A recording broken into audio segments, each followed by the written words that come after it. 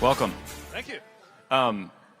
So, Mayor Pete, you gave a major foreign policy address back in June. I think you deserve credit for being one of the first to really lay out a significant foreign policy vision. And in that speech, you said, if Prime Minister Netanyahu makes good on his promise to annex West Bank settlements, he should know that a President Buttigieg would take steps to ensure that American taxpayers won't help foot the bill. See, that was a well-received line in your speech. Can you unpack that a little bit? How would you ensure that U.S. taxpayer dollars won't be used to fund annexation? Yeah, so it begins with understanding that the basis of our relationship with Israel is not just a strategic alliance that's very important to us, but also an alliance that's based on shared values. And we need to make sure that our cooperation, our security and diplomatic and strategic cooperation with Israel happens in a framework that's compatible with those values.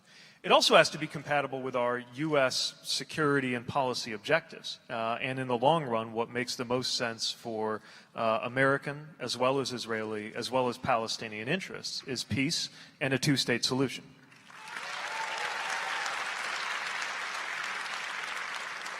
So the problem, of course, with annexation is that it is incompatible with a two-state solution. And I believe ultimately moving in that direction represents moving away from peace. And we have a responsibility as the key ally to Israel to make sure that we guide things in the right direction. Now, our security support is based on strategic objectives. It's based on values. And we need to make sure that it does not turn into a go-ahead where we would be endorsing anything like annexation. That means we have a responsibility. And by the way, we have mechanisms to do this, to ensure that U.S. taxpayer support to Israel does not get turned into U.S. taxpayer support for a move like annexation. So, short of annexation is settlement construction. We've seen a spike in settlement construction in recent years. Bibi Netanyahu is pretty unabashedly pro-settlement. There are some who I think rightly fear that at a certain level of settlement construction, you could no longer have a contiguous Palestinian state. Would you also consider conditioning U.S. aid to Israel as leverage to stop or slow future settlement construction? Well, I'll say this. The U.S. law framework for security cooperation and aid to any country has very specific expectations about how that will be used. This is built into the Arms Export Control Act. This is built into Leahy law. And we need to make sure that any such cooperation and funding is going to things that are compatible with U.S. objectives and with U.S. law. And if we continue to see steps that are potentially destructive, I think it is a reminder that we need to have the visibility to know whether U.S. funds are being used in a way that's actually not compatible with U.S. policy.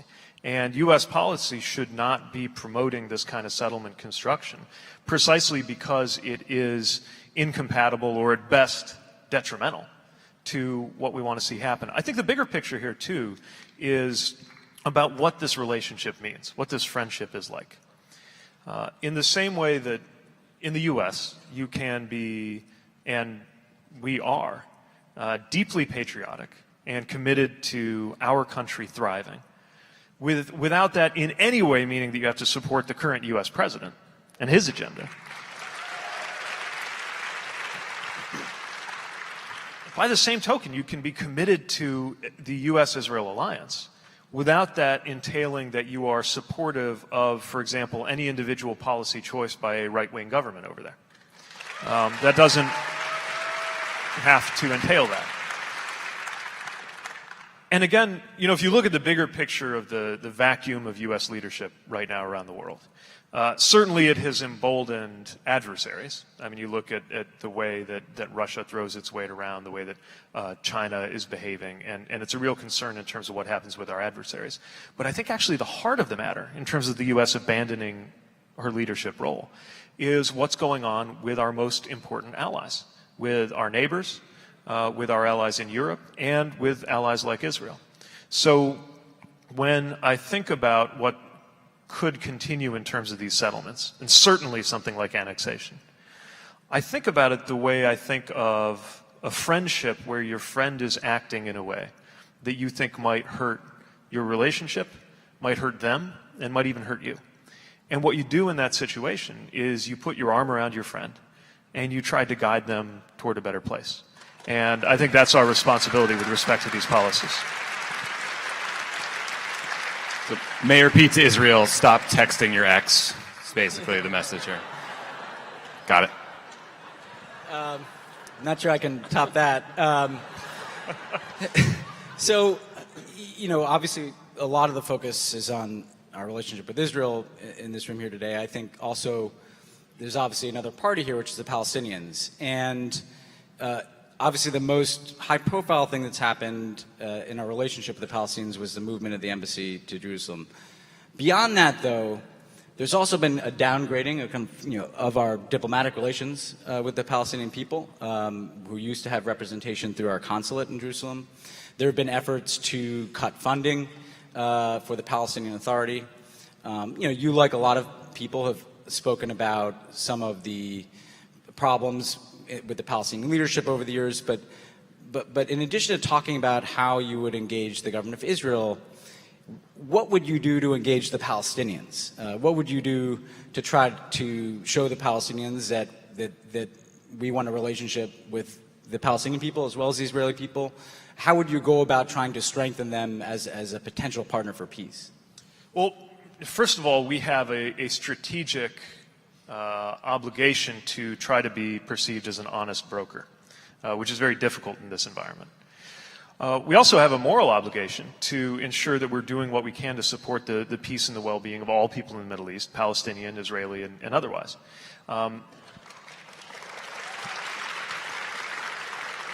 We shouldn't have any illusions about what's going on in terms of the leadership capacity and governing capacity, whether we're talking about the West Bank or whether we're talking about what's going on in Gaza. What we do know is that meeting one of those situations by withdrawing engagement and talking less and reducing lines of communication is almost never a productive strategy. We want there to be greater capacity on the Palestinian side. And by the way, it's in everybody's interest for there to be greater capacity on the Palestinian side. Otherwise, you don't have partners for peace. And the conditions, I'm especially thinking about the conditions in Gaza, cannot continue without eventually an explosive outcome that is in nobody's interest. And while the misery in Gaza has many sources, and there's plenty of blame to go around, we know that this doesn't get better unless there is stronger leadership capacity and diplomatic capacity on the Palestinian side. Now, if we've learned anything in the post-9/11 wars, it's that the U.S. cannot assume responsibility for the development of ideal and mature governing capacity in other countries. But what we can do is make sure that we're a beneficial partner, and that includes support, that includes aid, that includes multinational engagement, multilateral engagement, and at a minimum, it means talking and connecting and liaising as much as possible rather than cutting off those engagements and expecting anything but further estrangement to be the result. I'm glad you brought up Gaza. Obviously, when we were in government in the Obama administration, the security challenges well known, the threat posed by Hamas well established, the Iron Dome system very important, I think, in protecting Israelis against rockets fired from Gaza.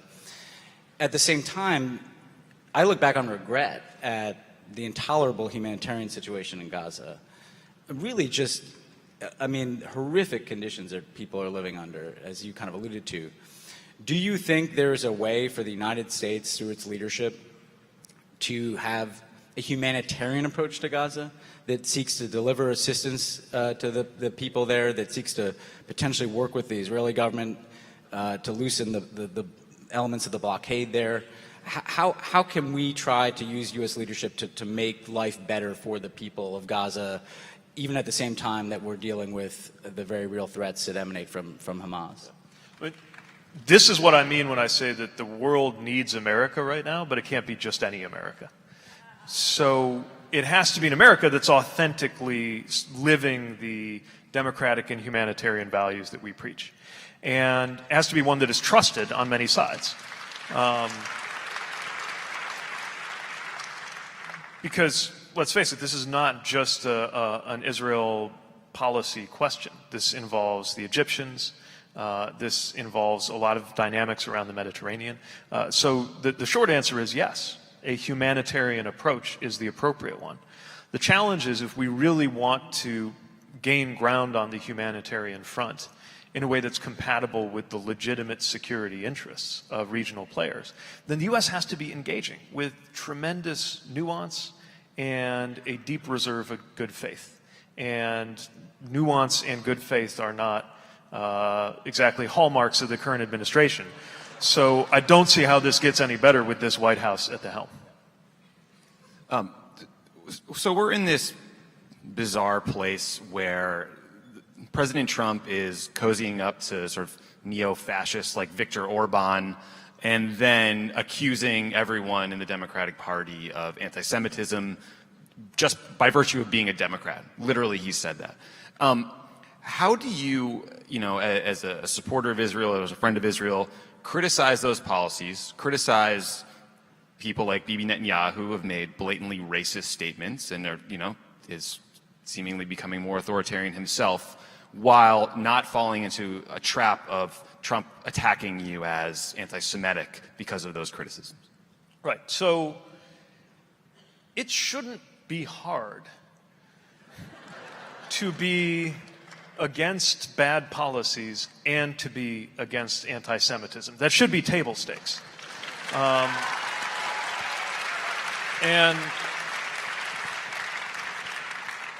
And I don't mean to be flip, because I'm mindful that we've just marked the anniversary of the Tree of Life massacre and the worst violent anti-Semitic violence in modern American history. That is a reminder that this is not theoretical. This is not just about things that happen on Twitter. Anti-Semitism kills. Hate kills. And it is killing right here in our country. And the upsetting cynicism of this White House is that you have somebody who, on one hand, sees actual, literal, no shit, Jews will not replace us anti-Semites as very fine people. And on the other hand, believes that he can get people to think that he is a friend of the Jewish people by aligning not even with Israel, but with a certain kind of politics within Israel. And I just think that the American people and the American Jewish community are a lot smarter than that.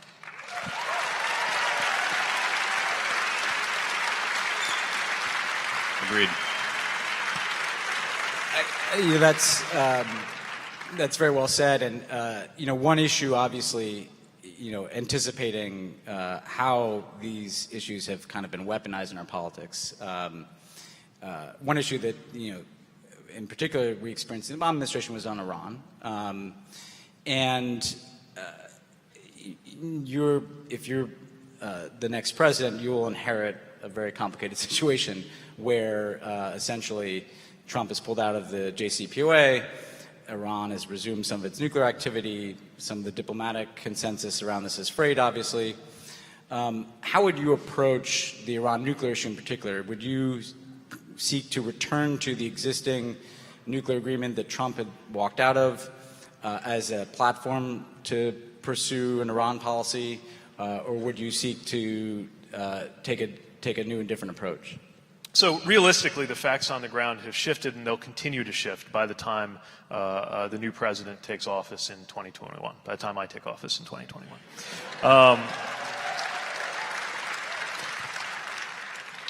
But I think we've got to look at the Iran nuclear deal as a floor. And the problem, I think, in the way it was talked about politically was you saw all these malign activities by the Iranians in terms of the sponsorship of Hezbollah and other regionally destabilizing activities. And folks are saying, oh, see, the deal's no good because they're doing all this. Well, of course, that's not what the deal was for. The deal was to restrict nuclear activity, and it worked. It worked. So by the same token, the policy priority I would take would be to ensure that we contain and restrict the nuclear activity. Of course, we care about all of the other problems emanating from the Iranian regime. I just don't think that we need to solve everything in order to solve anything. And if you have to pick one thing to prioritize, I believe the Obama administration got this right, that the one thing to prioritize is to make sure they're not nuclear. And one of the difficult challenges, of course, that the next president will inherit in seeking to approach those issues is essentially the blow to U.S. credibility from withdrawing not just from the Iran nuclear agreement, but from a whole slew of agreements. And by the way, not just Obama agreements, well beyond that. Not to mention just the shifting currents of international politics, the kind of authoritarian trend that's been building.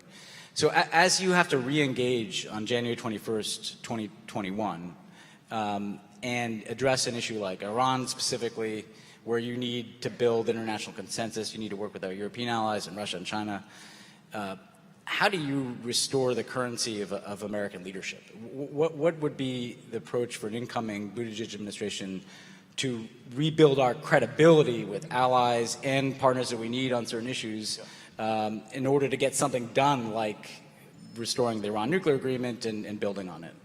So job number one in terms of global affairs for the next president is going to have to be restoring U.S. credibility. And it would be hard to overstate how costly the loss of credibility has been.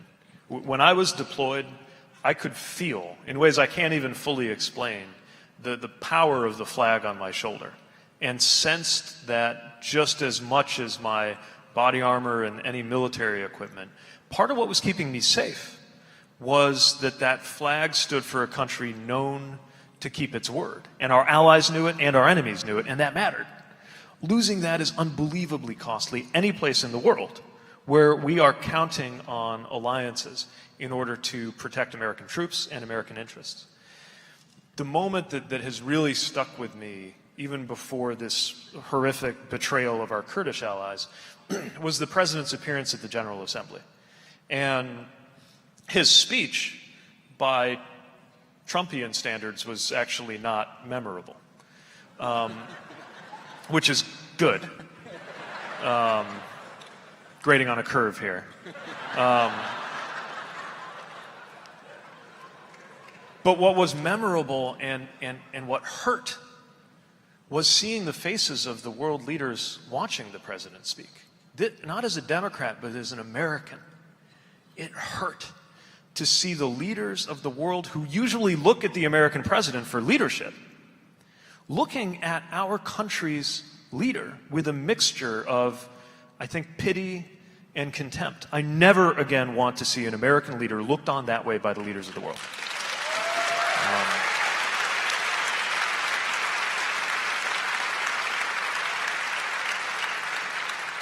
So how do we do something about it? Well, beyond just saying do no harm, obviously there are a whole bunch of things that we need to reverse or not do. I think we need to look for areas where American values, American interests, and the aspirations of people around the world are all linked. Because this has always been America's strategic edge. The fact that many people, either publicly or privately, anywhere around the world, sympathize with what we stand for. And I'm thinking about the desire for democracy, the desire for religious freedom, providing at least moral support for example, the people of Hong Kong who have not heard a peep out of this White House of support. I'm thinking about some of our biggest problems as a global community. Anytime there's a problem that the U.S. can't solve alone and that the world can't solve without us, that's an opportunity for leadership, which also means it's an opportunity to earn credibility. I'm thinking about climate. Imagine if global climate diplomacy were a thing.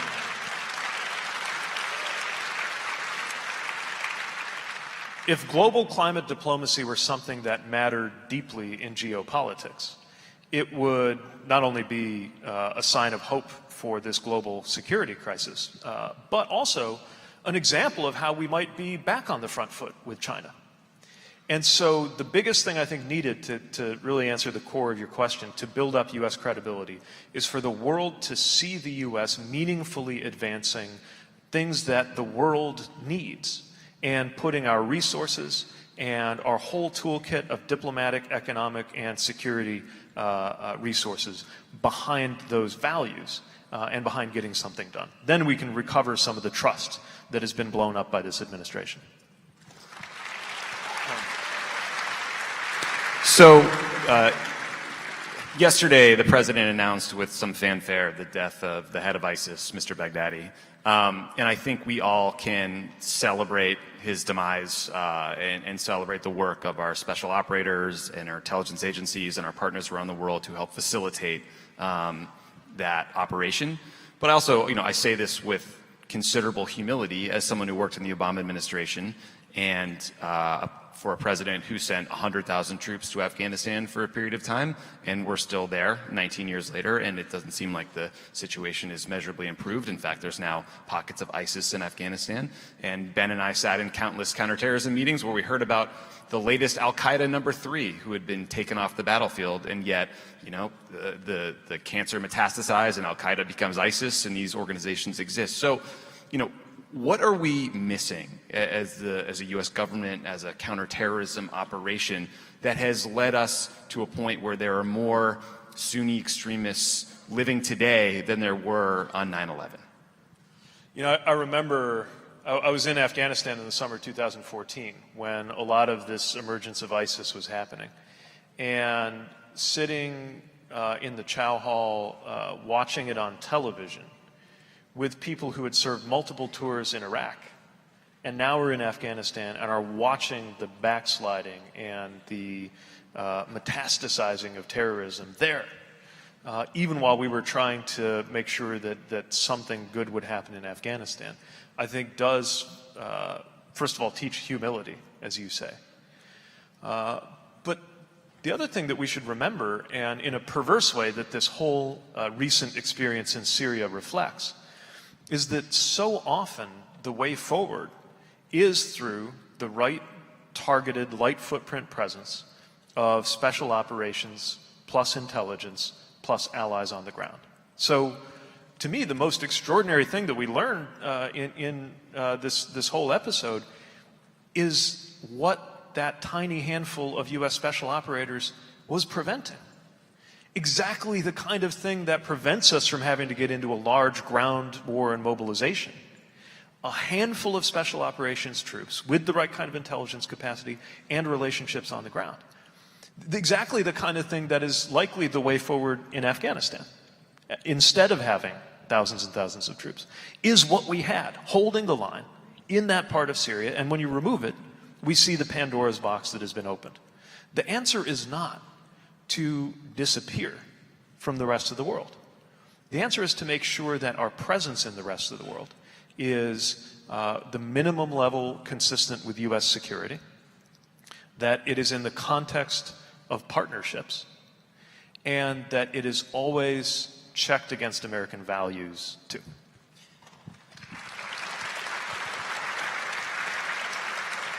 One last question I think that is very relevant here at J Street. There's some extraordinary students here from across the country. And you've talked about a generational change in our politics.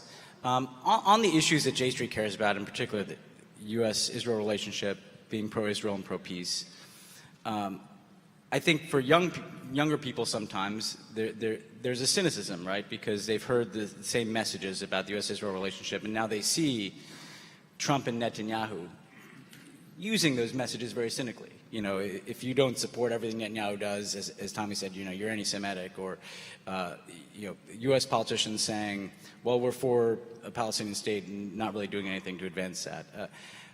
What do you do to combat, as a part of generational change, cynicism that could erode really the foundation of the U.S.-Israel relationship, if younger people in this country, if their whole experience of this relationship is watching Trump and Netanyahu, you know, how do you point it to something different and more hopeful and more optimistic in a situation that can seem very futile at certain points?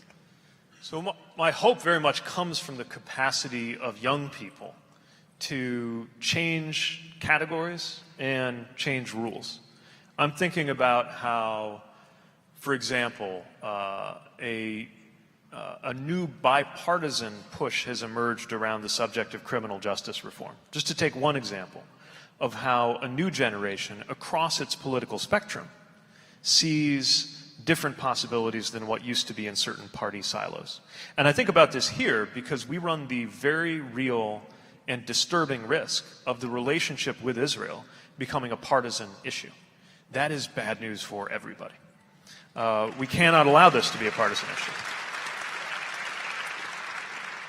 And young people have an exquisite relationship with truth and a way of detecting all of these layers of nonsense that have been piled on by the current president and in this context, and can cut through to see the humanity that is at stake here and defy anyone telling them that you have to adopt this political view according to your identity, and instead can really search into what the values that come with these identities that we carry actually mean, whether it's a political identity, a religious identity, or American identity.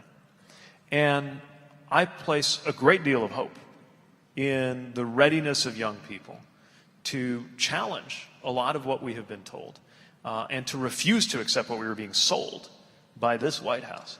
And that mobilization, I think, is what will change the answer. And no pressure, but just to be really clear, mathematically, it is within the lifetime of anybody in college today that the situation in Israel for Israelis and Palestinians will either reach some kind of harmony or catastrophe. You will live to see one of these two things happen. The good news is you will also get to be in charge while those things are happening. And let's make sure it's a good outcome. Mayor Pete, thank you so much, Mayor Pete, for being here. Please give it up.